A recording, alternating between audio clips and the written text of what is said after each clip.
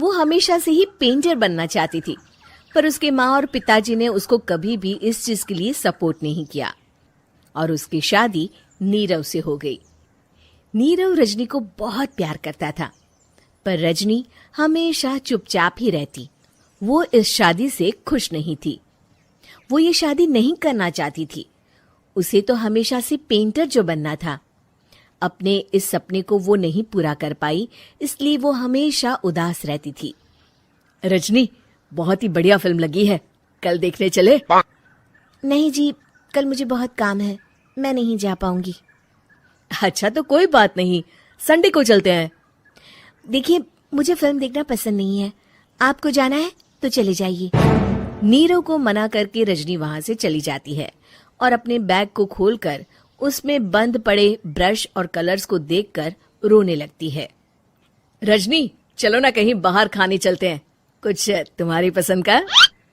जी मुझे नहीं जाना, मेरी तबीयत ठीक नहीं है। रजनी वहां से चली जाती है।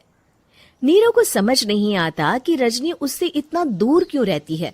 वो जब भी उसके साथ वक्त बिताना चाहता है, रजनी कोई ना कोई बहाना बना देती है। एक दिन घर पर कोई नहीं था। रजनी घर का सारा काम जल्दी से खत्म कर लेती है। घर पर अकेले होने के कारण वो सोचती है कि वो आज पेंटिंग करेगी। वो अपने कमरे में जाकर पेंट ब्रशेस और कलर्स निकालकर जैसे ही कलर मिक्स कर रही होती है कि दरवाजे पर बेल बज जाती है। अब कौन आ गया इस वक्त? इतनी मुश्किल से तो मुझे पेंट करने का मौका मिला है। रजनी दरवाजा खोलती है तो उसकी सास अपनी सहेलियों के साथ खड़ी होती है और सब घर के अंदर आ जाते हैं। अरे बहू, सबको शरबत बनाकर पिला दे, बाहर तो बड़ी गर्मी है। उफ। जी। रजनी पेंट ना कर पाने से उदास हो जाती है। उसे गुस्सा भी आ रहा होता है कि उसने इस शादी के लिए हाँ क्यों कह दी। वो रसोई में जा रही होती है कि उसकी सास उसे रोकती है। बहू, सबके खाने का भी इंतजाम कर लेना, आज का लंच तो ये सब यहीं करेगी। हाँ। रजनी बिना कुछ कहे रसोई में चली जाती है। सबके लिए खाना बनाती है। सब खाना खाते हैं और रजनी घड़ी देखती है कि ये सब कब जाएंगे ताकि वो अपनी पेंटिंग कर सके। जब शाम होती है तब सब चले जाते हैं अपने घर। अरे बहू, सब तेरे खाने की तो बहुत तारीफ कर रहे थे, सबको बहुत अच्छा लगा खाना। आपको मुझे सुबह बताना चाहिए था ना कि आपकी सहेलियां आ रही हैं। पता भी है कितना वक्त लगा सारा खाना बनाने में।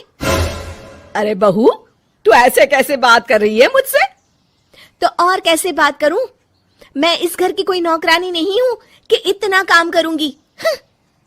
रजनी अपने कमरे में जाकर दरवाजा बंद कर लेती है। शाम को जब नीरव आता है तो उसकी माँ उसे पूरी घटना के बारे में बताती है। क्या रजनी ने आपसे इस तरह बात की माँ? हाँ, और पता नहीं उसे क्या हो गया है, शाम से बाहर भी नहीं आई है।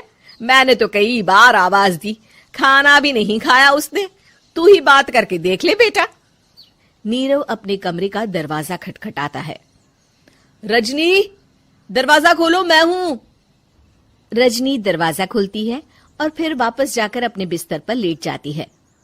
रजनी, माँ से बात करने का ये क्या तरीका है? मैंने कोई गलत बात नहीं की है। अरे तुम क्यों ऐसे बर्ताव कर रही हो सबके साथ?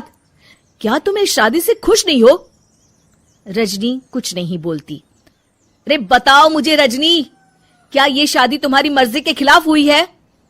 हाँ, मैं ये शादी कभी नहीं करना चाहती थी। तुमसे क्या, मैं किसी से भी शादी नहीं करना चाहती थी।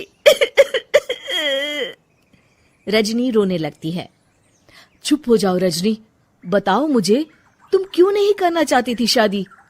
रजनी बेड के नीचे से अपने पेंटिंग्स, कलर्स, ब्रश, पेपर्स निकालती है। इतने में उसकी सास भी कमरे में आ जाती है। ये देख रहे हो, ये थे मेरे सपने। मैं पेंटर बनना चाहती थी, पर माँ पापा ने कभी सपोर्ट नहीं किया और मेरी शादी करवा दी। मेरे सारे सपने टूट गए। हर वक्त बस गुस्सा आता रहता है मुझे। मैं जानती हूँ कि आप लोगों की इसमें कोई गलती नहीं है, पर मैं क्या करूँ, मुझे समझ में नहीं आता।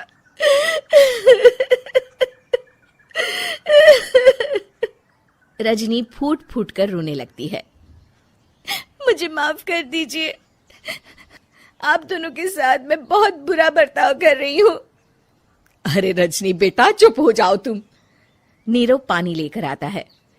ये लो पानी पियो और शांत हो जाओ। रजनी पानी पीती है और उसकी सास पेंटिंग्स देख रही होती है। अरे नीरव, हमें तो पता ही नहीं था कि हमारी बहू कलाकार है। अरे कितनी अच्छी पेंटिंग्स बनाई है, देखो तो। ये वाली तो मैं अपने कमरे में ले जाऊंगी। आपको ये पेंटिंग्स अच्छी लगी? अच्छी नहीं, बहुत अच्छी लगी। और तुमने हमें बताया क्यों नहीं? तुम जब चाहे पेंटिंग कर सकती हो रजनी। हम तुम्हारे सपनों को पूरा करने में तुम्हारा पूरा साथ देंगे। हाँ बेटा, हम कला की कद्र करते हैं। हम कलाकार तो नहीं, पर मुझे गर्व है कि मेरी बहू एक कलाकार है। रजनी, नीरव और सास तीनों हंस पड़ते हैं।